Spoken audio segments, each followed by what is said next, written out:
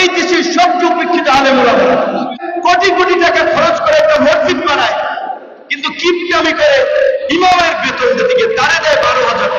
ইমাম মুয়াজ্জিনদের বেতন রাষ্ট্রীয় কোষাগার থেকে দেওয়া উচিত। আজকে বাংলাদেশ একটি ক্রান্তি লগ্নে উপস্থিত হয়েছে। আগামীতে একটি নির্বাচন অনুষ্ঠিত হবে। প্রকৃত অর্থে এই নির্বাচনের মধ্য দিয়ে নির্ধারিত হবে আগামীর বাংলাদেশ শান্তির পথে ধাবিত হবে নাকি সংঘাত সহিংসতার পথে পরিচালিত হবে। আগামীর বাংলাদেশ একটি স্বাধীন সার্বভৌম বাংলাদেশ হবে নাকি ওই ভারতীয় ভিনদেশী দাবিদারি শক্তির হাতে জিম্মি একটি করদ রাজ্য হবে। সেই সিদ্ধান্তে আমরা আজকে উপনীত হয়েছি। এই কারণে একটি ঐতিহাসিক মুহূর্ত। সেই সময় ইমাম এবং মুয়াজ্জিনদের এই সম্মেলন আরেকটি ঐতিহাসিক সুযোগ আমাদের সামনে এনে দিয়েছে। আমি আপনাদের যে 7 দফা দাবি, সেটা প্রথম দফাটা আমি পড়ে শোনাতে চাই। এই কারণে এখানে প্রথম দফা আপনারা বলেছেন রাষ্ট্র পরিচালনার ক্ষেত্রে ইসলামী শরিয়াকে সর্বোচ্চ গুরুত্ব দিতে হবে, ভিন্ন ধর্মাবলম্বীদের ন্যায্য অধিকার নিশ্চিত করতে হবে। অত্যন্ত চমৎকার একটি কথা আপনাদের প্রথম দফার দাবিতে বলেছেন। যেমন ইসলামী শরিয়ার কথা বলেছেন, একই সাথে এই দেশে হিন্দু, বৌদ্ধ, খ্রিস্টান, অন্যান্য ধর্মের যে সমস্ত মানুষ বাস করে তাদের অধিকার নিশ্চিত কথা বলেছেন। এই যে একটা উদার দৃষ্টিভঙ্গি, আপনাদেরকে আমি আন্তরিকভাবে সাধুবাদ জানাই। আমার নিজের ব্যক্তিগত একটা অভিজ্ঞতা শেয়ার করে, আমি কাতার সফর করেছিলাম 2022 সালে। আমাদের বাংলাদেশি আলেমরা আমাকে একটি সংবর্ধনা দিয়েছিল।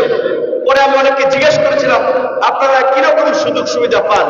বেশ কয়েকজন আলেম তাদের ল্যান্ড ক্রুজার গাড়িতে তারা নামাজ পড়াতে আসেন। আমাকে ল্যান্ড ক্রুজার গাড়ি বাংলাদেশে আপনার বলতে গেলে প্রায় 4 কোটি টাকার মতো পড়ে যাবে। সেটা বলে যে এটা সরকার তাদেরকে দিয়েছে। তারা একটা বাড়িতে থাকে। আমি 1-2 আলেমের বসায় দাওয়াত খেয়েছি। ওই একটা বাড়ি, সেটাও মোটামুটি সুন্দর, বেতন প্রায় 4 থেকে 5 লক্ষ টাকা। মিডল ইস্টে আমাদের দেশের হাফেজরা, আলেমরা। আর আমাদের দেশে আমরা বলি 92% মানুষ মুসলমান। এই দেশের সবচেয়ে উপেক্ষিত আলেম ওলামা মসজিদের ইমাম মুয়াজ্জিনরা। আপনি দেখেন যে কোটি কোটি টাকা খরচ করে একটা মসজিদ বানায়, কিন্তু কিপটামি করে ইমামের বেতন দিকে তারে দেয় 12,000 টাকা। কথা ঠিক কিনা? মুয়াজ্জিনের বেতন দেয় 7,000 টাকা। তো বর্তমানে এই 10-12,000 টাকায় কিংবা এই 8-10,000 টাকায় ইমাম মুয়াজ্জিনদের সম্মানজনক ভাবে পরিবার নিয়ে চলাফেরা যায় না, ভরণ পোষণ হয় না। এইখানে বিভিন্ন রাজনৈতিক দলের নেতৃবৃন্দ তো অলরেডি কমিটমেন্ট করেছে যে আপনার জামাতের আমির, ইসলামী আন্দোলনের পীর সাহেব, আশা করি আমাদের তরুণ প্রজন্ম থেকে শুরু করে দীর্ঘদিনের আন্দোলন সংগ্রামের সারথী জনক তারেক রহমান তার বক্তব্যে বলবেন আপনাদেরকে তার সরকার তারা কি করতে পারে আপনাদের জন্য। তো আমরা মনে করি ইমাম মুয়াজ্জিনদের বেতন বাংলাদেশের মতো একটা মুসলিম কান্ট্রিতে রাষ্ট্রীয় কোষাগার থেকে দেওয়া উচিত।